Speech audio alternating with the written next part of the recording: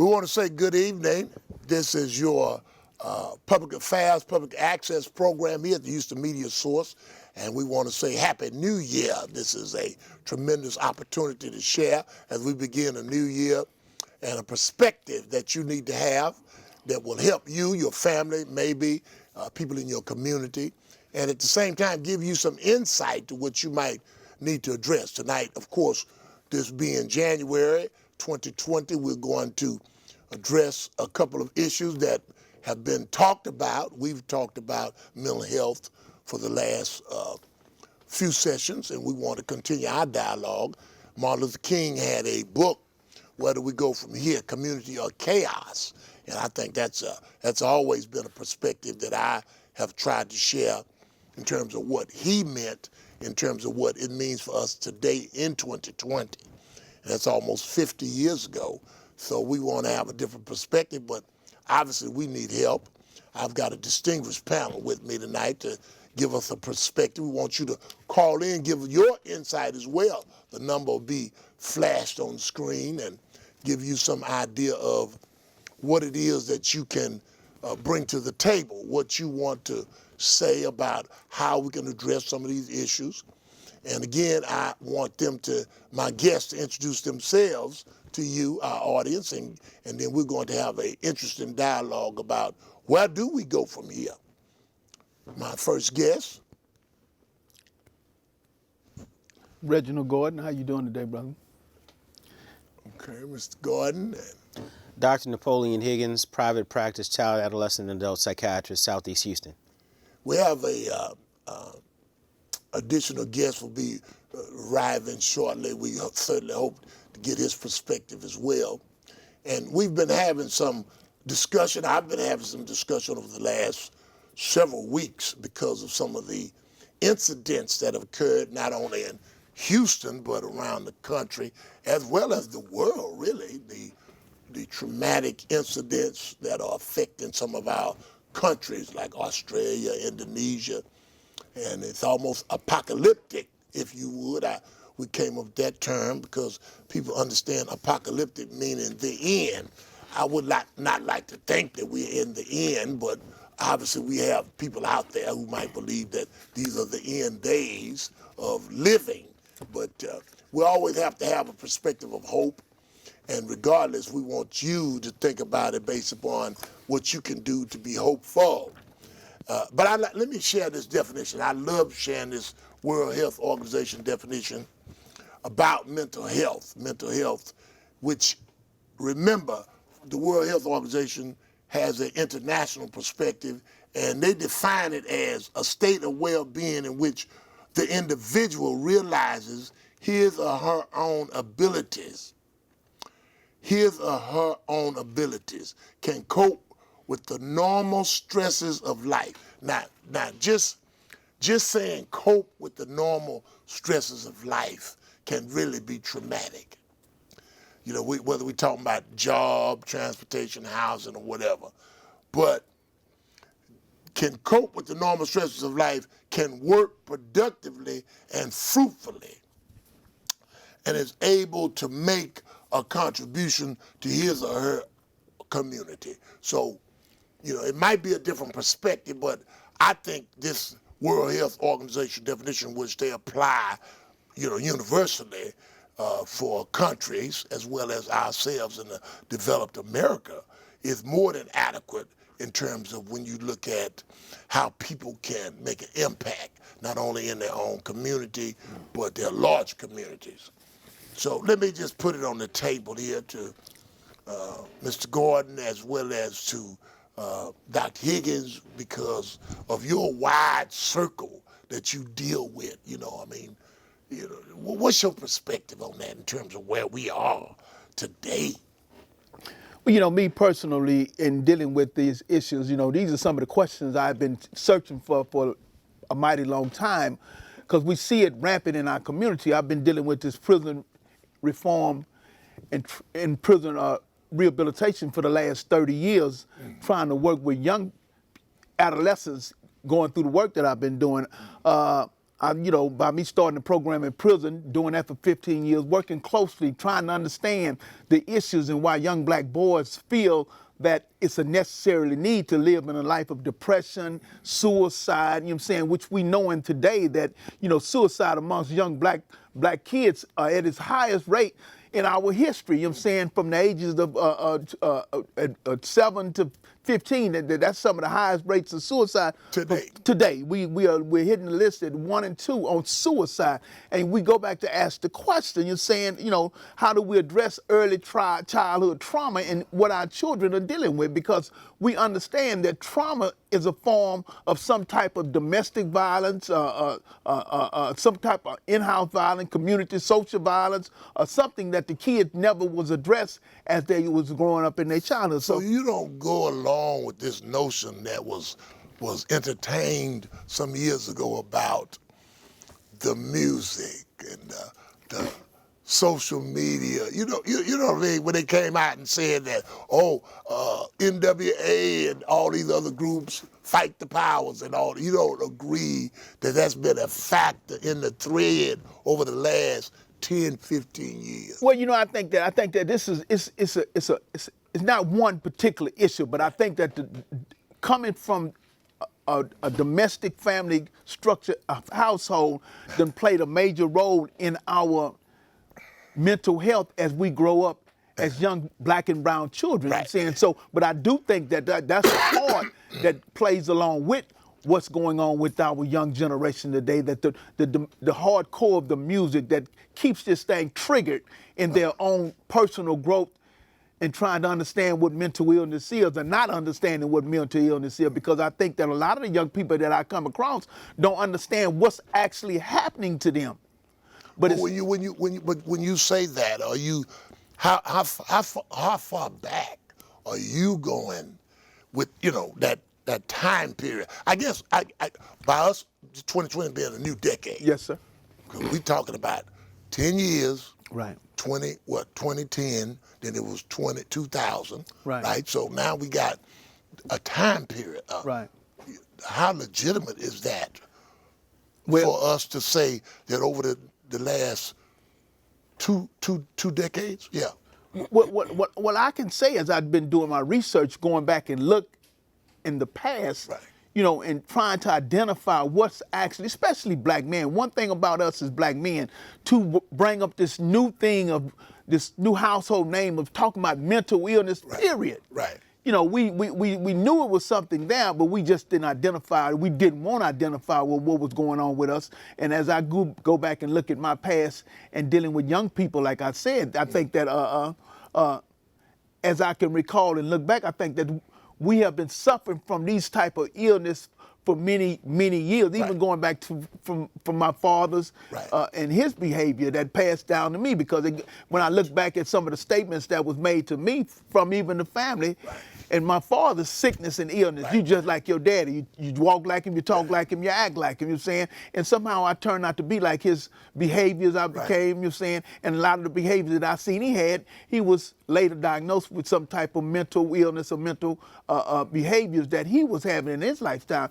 And I found myself with some of these same behaviors as I walked through my life. So I can look back at my own personal life and past. Well, we're going to Dr. Higgins. We're going to have to defer now to the reality of the sickness of the mind.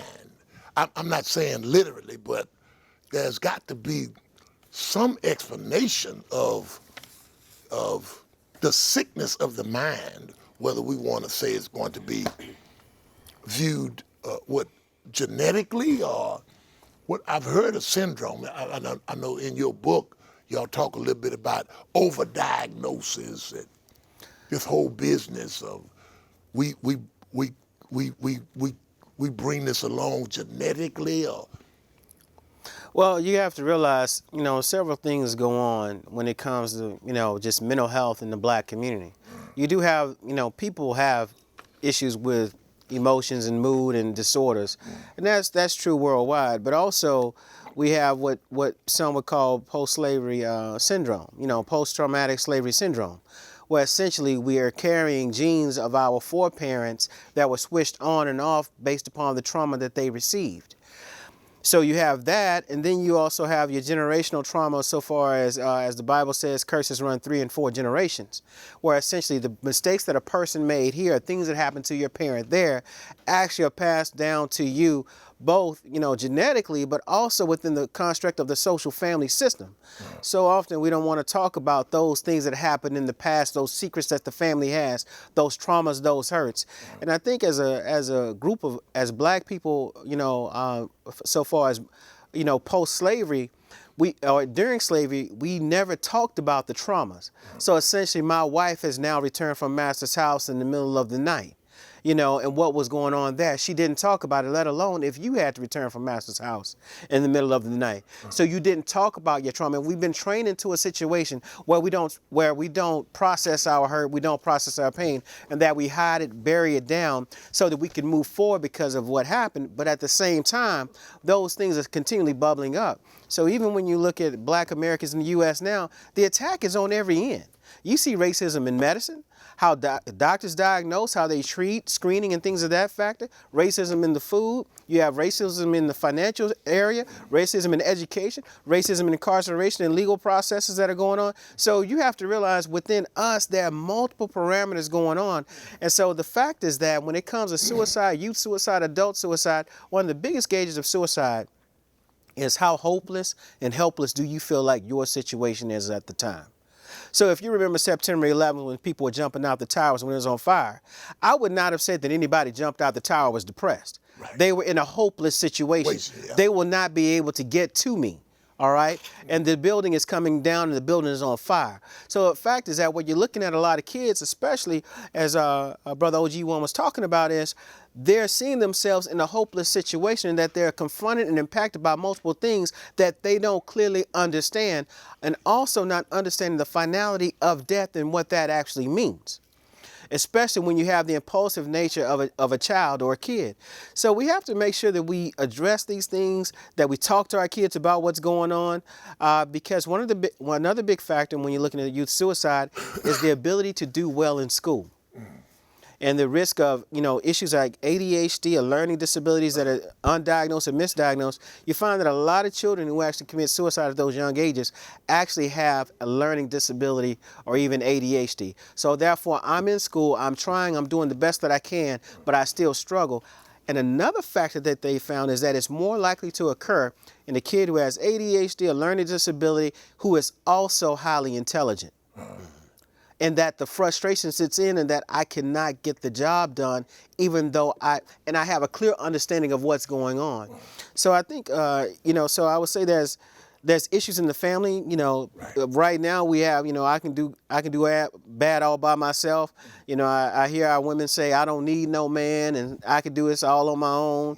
And then you have brothers out there saying that, I ain't gonna be for one woman. I got to be a player. I got to have multiple women, all this on the side. And what that does is destroy the family unit. So you don't have two parents inside the home like they would normally be. And then plus, all of us are working all the time. When we come home from work, then we got more work to do before we go back to work. So you have a destruction of the family unit. You're losing the structure around the child. And then essentially the child is struggling and no one's coming to the help. That term, the post with slavery, is that a defined term, or that just came up, or that's been a philosophical concept? That's a philosophical concept. There's nothing in the diagnostic or statistical manual, what is it, 5 that we're on right now, the DSM-5, that will have that information in there. No. Right. This is something that you hear black people talk about. You hear it a lot come from the black psychologists especially, even the black social workers. But the fact is that we have maladaptive behaviors that you only see in U.S. blacks, more so than anywhere else around the world. And even the death rates and the mortality rates are highest for U.S. blacks than just about any other country in Africa or the Caribbean. We die at a higher, faster rate than just to anywhere else. Right. So the thing is that we still have that same construct going on within our communities that are coming at us from every angle. We have to be able to clearly identify and see it for what it is. And at that point, then we can make a move and trying to make sure that we do something about it. But you cannot do anything for anything that you don't understand what it is and the factors that are present. All right, we've been joined by Dr. Matthews, Reverend Dr. Matthews, who is our resident based upon his understanding of the faith community, and certainly you've worked with and continue to work with some of the leadership and perspective that you might have based upon this. Where do we go from here? We're talking about where do we go from here, and the idea of Martin Luther King's book topic. Sure. At the end, though, he says community or chaos. Yeah. So as this decade starts, which one is it, community or chaos? Well, from my perspective, I see community and chaos. And certainly one of the things that I've been really pushing and looking into as I was listening to Doc Higgins talk about some of the things, it sounds like many times people defer from those oppressions or inequities or challenges that they don't quite understand and demonstrate another behavior which is used as an outlet, it appears, to try to cover up or a protection mechanism. Right. But one of the things that I've been really thinking about is that the faith has to really change some things in how it approaches to its community. We have to somehow not only preach hope, teach hope, but also have something practical that looks like hope, such as assistance, case management, resources, because many times I think our families who are dealing with these strange behaviors and chaos in their homes, they just don't know where to turn. I love the fact in the dialogue that we know the problem. And I hope that we spend more time in 2020 in trying to resolve or come up with some resolutions for problems. You know what I mean?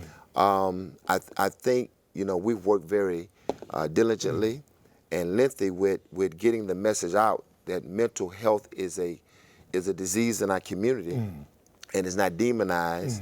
And it's amazing that as I saw our sheriff, our police chief, right, who responded to the officer who got killed, although that was very horrific, we hate to hear anything like that happening, but you can see anyone can be affected by, with mental health, so to speak.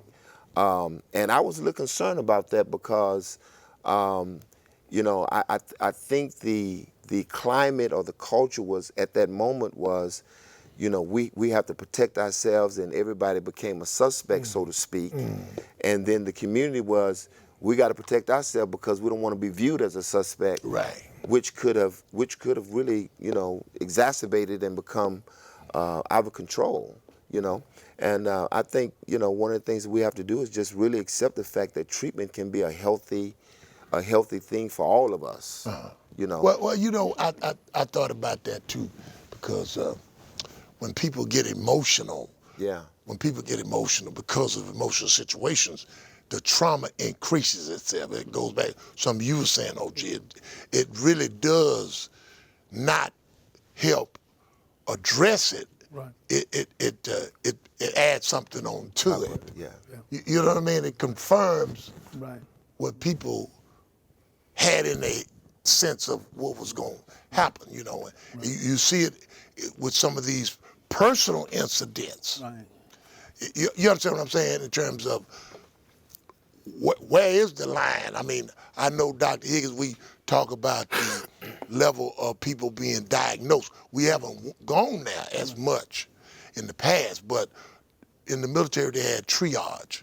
Right. The triage, who needs care first, who needs care second, and third. If you were third, that means you could last a little bit longer. Sure. Right. But now the line is becoming a little blurred, if you understand what I'm saying. Sure. Persons you think don't need it might be in more of a need to have it. You know what I'm saying?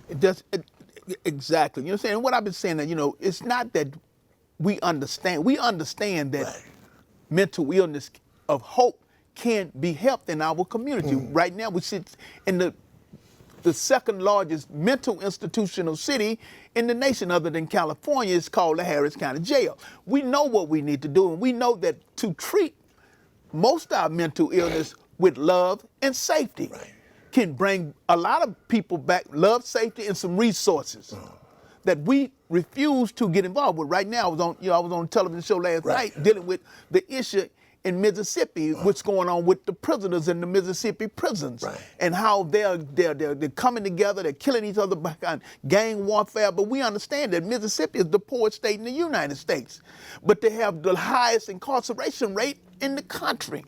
Therefore, when you put brothers in institutions and you make them eat one meal a day, you treat them inhumane, you're going to have these kind of self-destructive, created situations that causes chaos. But I know for a fact that Matthew attended the Angola, and he saw a different perspective. I mean, is it the institutional management, or you know, when you went to Angola, they got the good, you know, Christians and preaching? Well, you know, they also find that some of the highest people that's contracting PTSD is the correctional officers that can't maintain this mental stable mind to even deal with a population that's being treated so inhumane, because again, to be in the presence of people that with a high form of trauma and stress causes you to be traumatized. You on pills just like. Now that is the fact that I was saying to somebody else, that the reality is everybody becomes traumatized in a sense. So where's the triage? Who needs the help first? Is it the person who's supposed to be overseeing you in normal? Dr. Higgins, do they need to have a weekly break, or meditation session, or what? To me, it's like the prison issue becomes a downstream issue from the societal issue. Right. You know, essentially, why are you in prison? Right. And why do we have the highest incarceration rate in the world? In the world, you know, why are so many black people incarcerated in comparison to their percentage of the population? And then you look at it, why are so many white people incarcerated, especially those who are poor of the finances. So it's an issue of lack of resources. I know there was a study done where they were trying to get housing and jobs and resources to a group of prisoners, but the program didn't roll out as fast as they expected. Right. So what they found was that the housing popped up first. And they found that by giving a person safe housing, recidivism, so far as going back into prison, dropped greatly simply because people had a safe place to live. Right. Yeah. That was before the jobs popped up or the financial resources popped up. Just I could go into my space, close the door, lock it, and not worry about somebody running in there. All right. So the thing is that it's a societal issue, and when the prison is a symptom, and then we look at the prisoners, and you have a high dense population of people living in cages, and then you have the prison guards who have to oversee them, and realizing that they see trauma against the prisoners, but they see other prison guards lose it and traumatize the prisoners as well. Right. So even within that system, there's a smaller subsystem of the trauma that the prison guards go through and how much you've seen over time, and that starts to wear down on you. So despite some of the behaviors that you see, because I did a little work in Harris County Jail before. Right. Sometimes you're looking at people who overreact because essentially they've been traumatized, but also you've got so many prisoners per guard that you're fearful that they're going to turn on you. Right. Not to mention some of the corruption that you even see within the staff of the prison system and the guard within the sheriff or the county or the state or whatever else that may be going on. Right. You know, you have a lot of other, kind of background, other factors going in there. People do make money off of you. I mean, he mentioned housing, Dr. Matthews. The reality is the development leadership in our cities. We in one of the largest cities in the South, and the reality is that gentrification has already impacted several of the areas that might have been viewed as potential sites for development of affordable housing, which we know affordable might mean. I don't know what it means, but the idea is affordable housing is no longer within the reach. I've read some of the reports in other cities like San Francisco, California, people just being priced out. They don't even have a place to stay. I mean, the reality is people don't even have a place to stay. That's a factor. How do you address that? Right. Well, I think one of the things, one of the former models is the Oklahoma City, Wall Street, who are people who come together and pull their resources together and came up with a plan to become self-empowered. Self-empowered. Yeah, self-empowered. I think we're in an era now that we don't have to always ask for a handout. We can ask, for a hand up, right? But there are resources, there are creative financing that's available. There are some innovative companies that are helping people for investments. I think organization and structure, if we can just come together as a unified community and identify, we don't need permission for people to help tell us how to develop our community. Right. We can develop our own community. With but the first needs. we got to get based With the upon the need, needs. yeah. But if we have this kind of dysfunction and separation and skepticism in our community, then it's hard to come together. And really and truly, development is not a complex thing. Right. Commercial mixed-use development, that's not a complex thing. Right. Getting permits from the city of Houston, it could be convoluted, but it's not a deal breaker. Right. The biggest challenge of a movement like that is people coming in the room to trust each other enough to work together and make it happen. Right?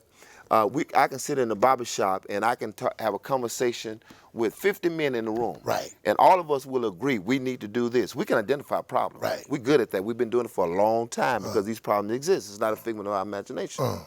But then when you say, okay, now let's push the go button and let's come together and meet Friday at 6 o'clock to come together with our monies and a structure and legal structure and entity and make moves, then for some reason it never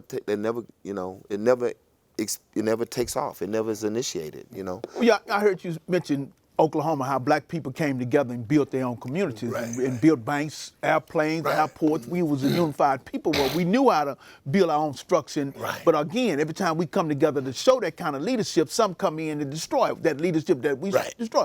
We have right here in the city of Houston an example that we as black people can see. But again, they changed the name over there on Bel Air. Go right now on Bel Air. We got a great example that black people can see that the Asian community shows us right here in the city of Houston how they make it without being a part of the system that you never see them on the media. You never see you did have they know how to educate their children. So we have an example right here, but we, just like you said, what is mentally wrong with us to where we can't find the way? We know what we need to do it.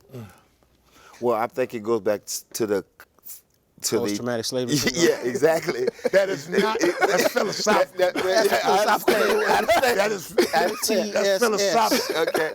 So I don't know. Is Willie Lynch philosophical as well? Yeah. Well, no, he wrote a book. But I think that distrust was embedded in us. Right. And caused that kind of division. Genetically, yeah, to where we just have a trust issue. What amazes me is not me not trusting my neighbor. Sometimes we don't even trust our own family members. True. When trying to come together and make something happen. So let's put it on the table in terms of where do we starting out a new decade, so to speak. And so with what we have now that we know, certain leaders, where do we try to help them go, beyond the rhetoric? Because we already identified, all the levels of the issues. Where do we try to help them? Even today in the news, we talking about how TA gave us, one judge has stepped in for the public school system to step TA from taking over the school system, which Carter G. Woodson said. Carter G. Woodson laid it all out. We got the facts and what it takes for us to get back on track. Carter G. Woodson said those that controls your action controls your thinking. Right. So therefore, until we take back over the public school system that we pay our tax dollars to, until we take over this prison system that we pay our tax dollars to take over I'm a living example that hope can be brought back from the condition that I come from. So it's not to say that we can't change our behavior and move forward. We just got to get the courage, the confidence to get, it's got to be some jump out vans to come back out to what we stand up to change our condition that we're in. So it's a mindset as well. It's a mindset. What you say, Dr. Egan? It's a mindset.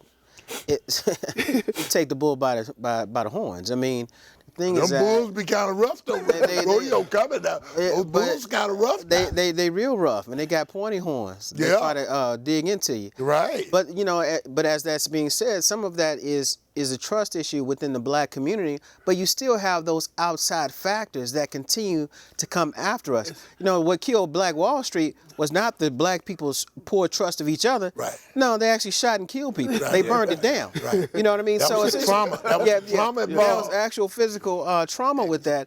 So essentially, and the crazy thing about it, that was more than just one Black Wall Street where black people got together There to was build their several own communities. areas. Right. Yeah. That was several areas, even within the state of Texas, where black people were doing that, where essentially they burned it all down. And so we have the trust of the outside forces, but we do have the distrust within, where essentially we don't know who's going back to talk Right. to somebody else, or who's going to sell out for another nickel. Right. When I say sell out, referring to, well, I was working with y'all, but I sell the whole idea out in order to work with somebody else.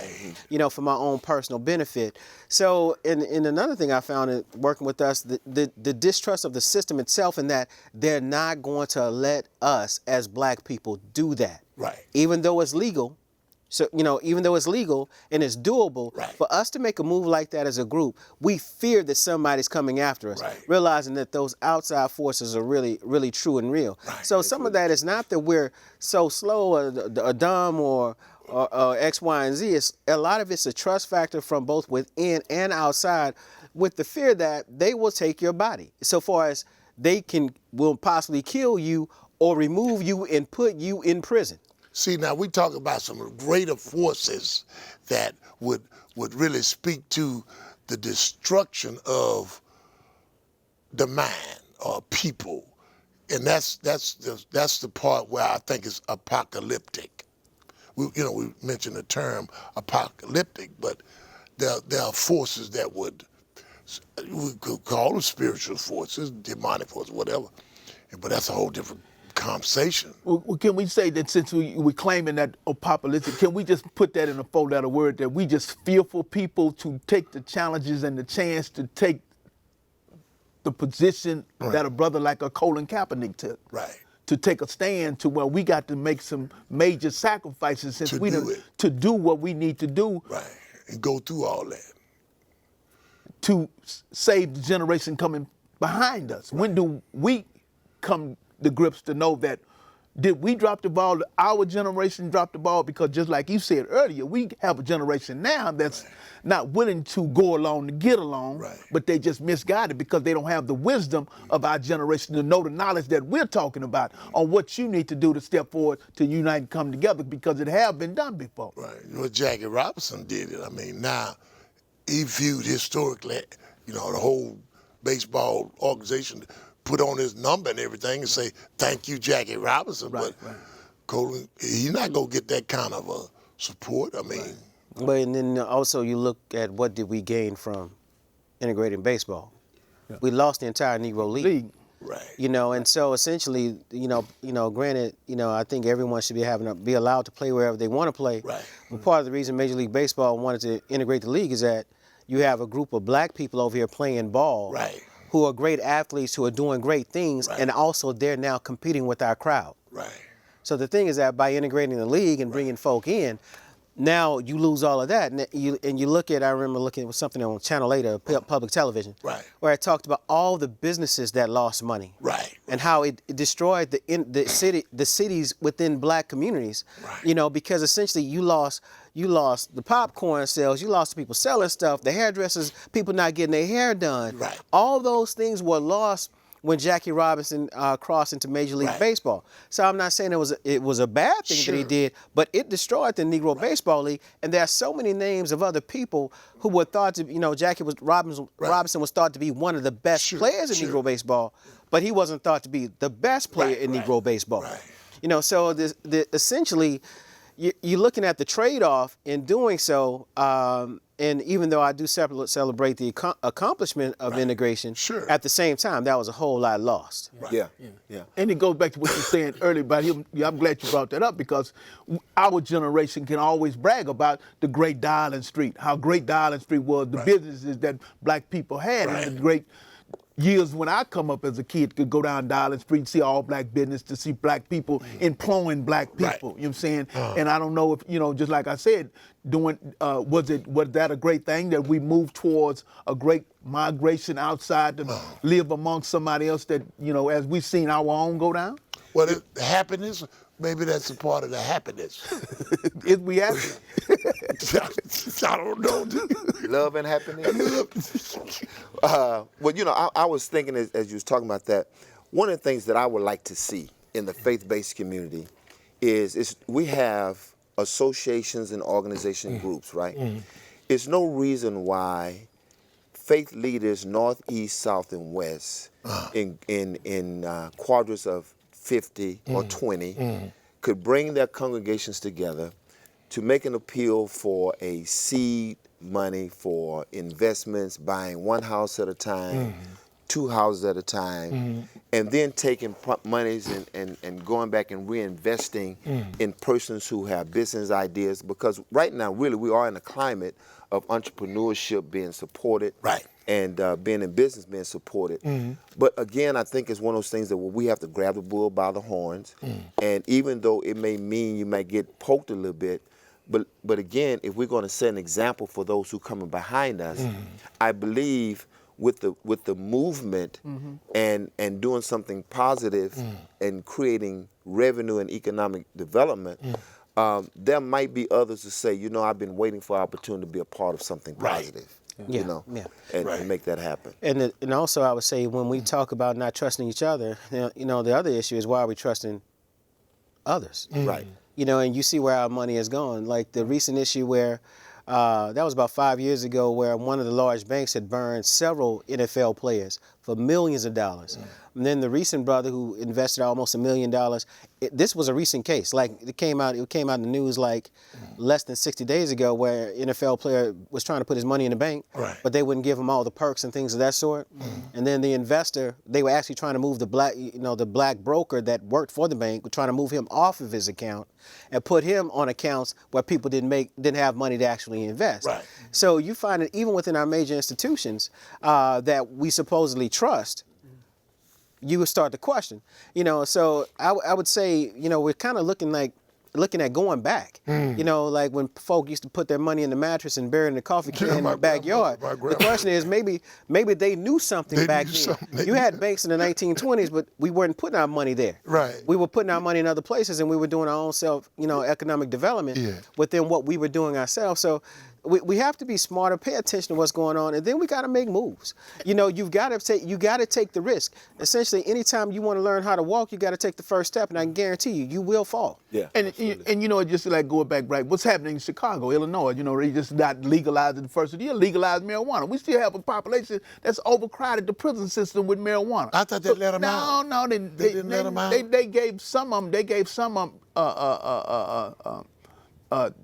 In Illinois, but I'm saying around other states, Texas, that his brother's still locked up for marijuana, which we ought to be on the front burner. But what they did is that the tax money that they will be making off marijuana will go towards reparations, towards rebuilding black communities on the tax. It's a small form of trying to rebuild a community on how marijuana have really damaged the black community on us going to prison on it. Some other little small town to where they made it a part of the council that marijuana sales within the city, all the taxes off that would go towards rebuilding the black community because of the damage that they have done to the black community on locking us up on the marijuana movement.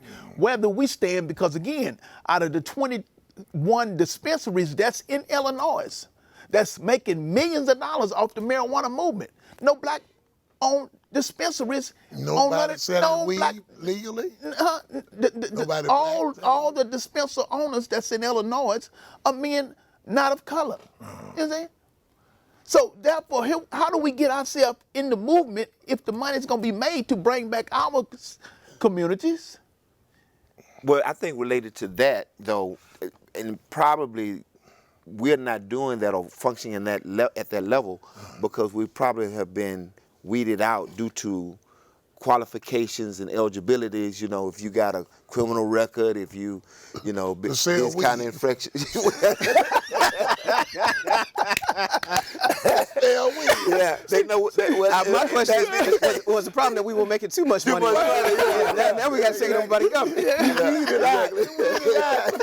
Sell weed. Oh, Jesus. Yeah, exactly. But again, so I believe that the faith-based community should be more organized and coming together as leaders, faith leaders, to take the charge in economic development. They need to be communicating that message, and they need to demonstrate that kind of leadership. Secondly, I think that they ought to bring more information and education and awareness to the parishioners about these type of issues so that we can be, the community, the pews can be informed and educated so that we can talk to those leaders who represent us on state, Congress, and different areas and bring it to their attention. See, I got a problem when people want to hold me accountable, but they don't feel like they have to be held accountable. So that's fraudulent to me. That's a double standard that I don't really embrace. You have to be held. Yeah. But they don't. But they don't. You know. These are elected people? Yes, sir. And then at the same time, nobody's supposed to be above the law, right? Well, we know we're in a climate right now in America where that's questionable. Yeah, exactly. At different levels, you know. Exactly. But OG, you work with a lot of these political leaders. Yes, I have. I've worked for one for 10 years. And you've had and I've seen the back door. a number of proposals given to them. I've witnessed a number of the proposals that didn't asked benefit, you for a number of proposals that didn't benefit the people that they was working the proposal for. So as you go into 2020, how do you see that? Well, in Claude Anderson is one of my great authors, and I love Claude Anderson. I don't know if you ever met the brother. He's, and he spoke on how we need to deal with our politicians, and the only way we gonna get what we need out of our politicians, we got to be able to pay for them and buy them, and we pay for them and buy them like everybody else pay for them and buy them. To get the issues out of them, what we need out of them, and we know for years what we not getting out of them, and we see it just directly. Look at your community. Right.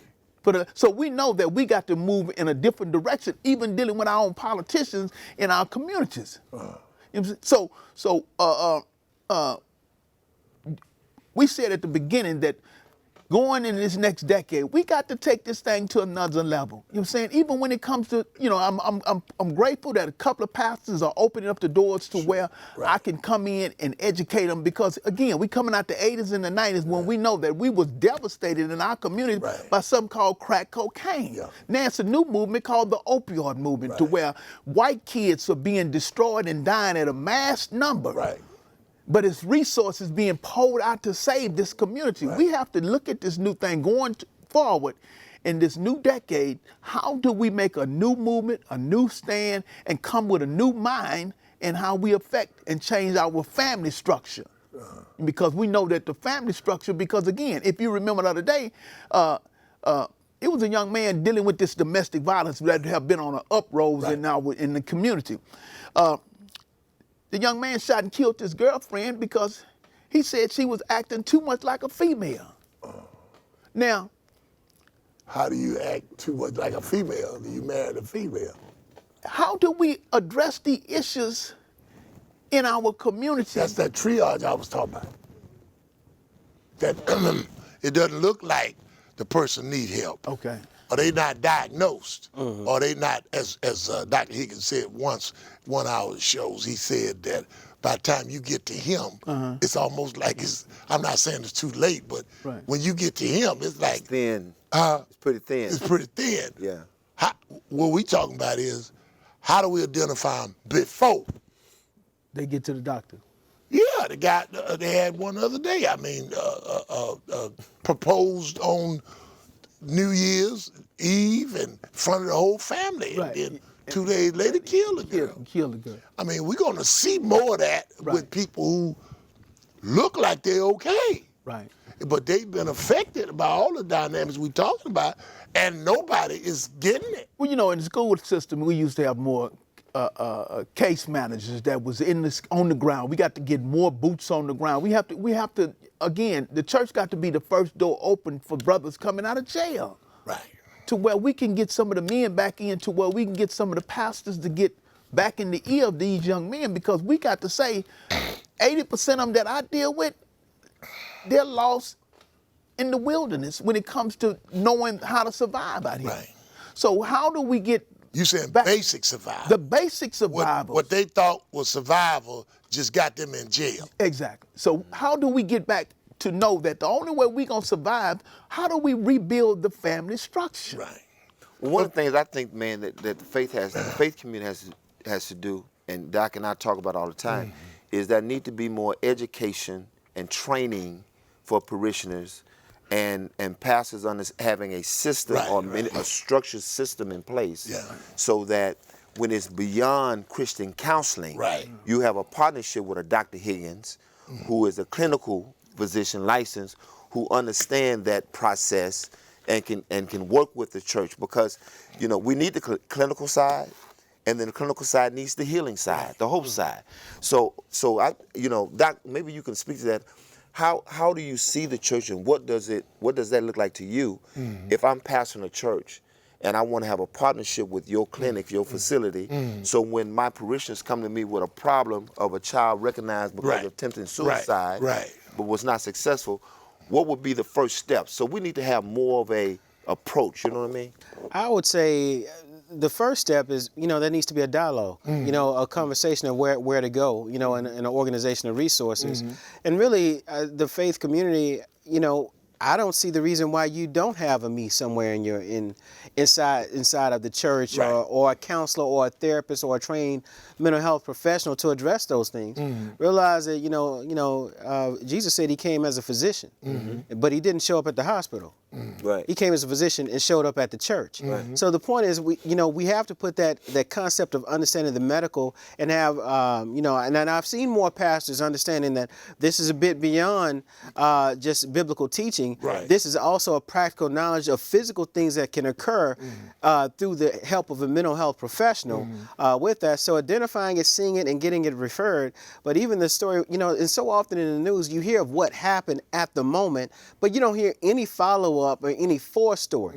Like what happened before that he would actually, that a man would be married to a woman and then walk in the house and shoot her in front of her entire family, and multiple times. And then call the police and talk normally like nothing happened. And I'm like, what was the story? What was the background? And typically there's a story or a warning seen before that was either ignored or not addressed. It rarely comes out of nowhere. There's normally a pattern of behavior before you hit 30-something, 40-something, and do something of that sort. And so too often I think we're in denial. Also the laws. The laws are written for the person who's ill. So essentially, if that person is refusing help, they don't have to get help. So essentially, I remember sadly a man who I saw who committed suicide, who had threatened several policemen. And do you know that he was able to get his guns back and kill himself? Because of the law. The law states that even though you've known to be suicidal, that you tried to get yourself shot and killed, that you're allowed to have, they took the guns, he was able to get all of his guns back, and within less than a few weeks, he was dead from shooting himself. So a lot of that is the laws themselves and how we do them, and how we do them. And also I think another problem is the accessibility of guns and who can own a gun. So the thing about pulling the trigger is that you cannot call the bullet back.